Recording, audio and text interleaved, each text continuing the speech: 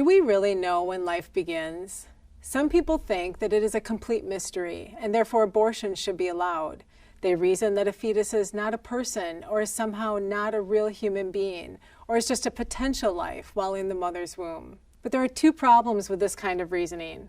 First, even if it were true that we did not know when life had begun in the womb, that would be an argument against abortion.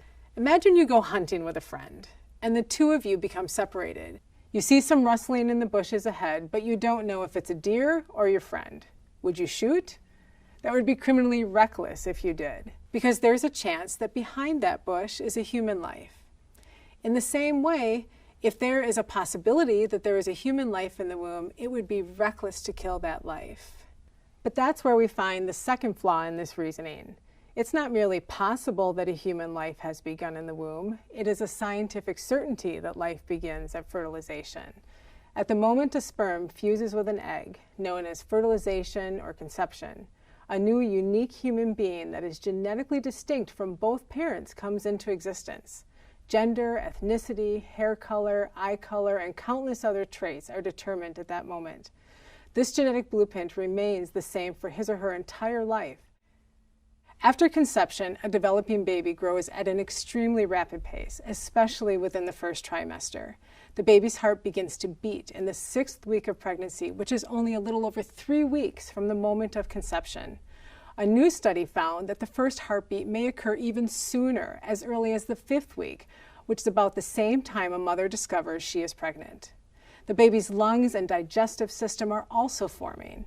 At 8 weeks, human brain activity can be recorded. In fact, the human brain will continue to develop and mature even after birth and well into the person's 20s.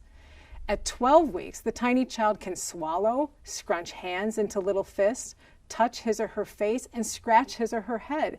The baby's fingers and toes are also complete with nails. Fingerprints are developing by 14 weeks. At 18 weeks, the baby's ears can even hear music and recognize their mother's voice. Between 18 and 30 weeks, doctors can treat preborn babies while still inside the womb with life-saving therapies and repair significant defects for certain diseases.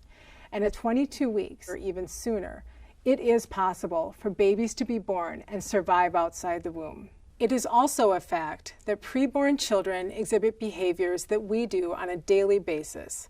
They smile, feel pain, cough, yawn, hiccup, respond to sound and light, sleep, and possibly even dream. Some researchers have even shown that babies may cry while in the womb. So referring to the preborn child as a zygote, blastocyst, embryo, or fetus at different stages of development does nothing to lessen his or her humanity.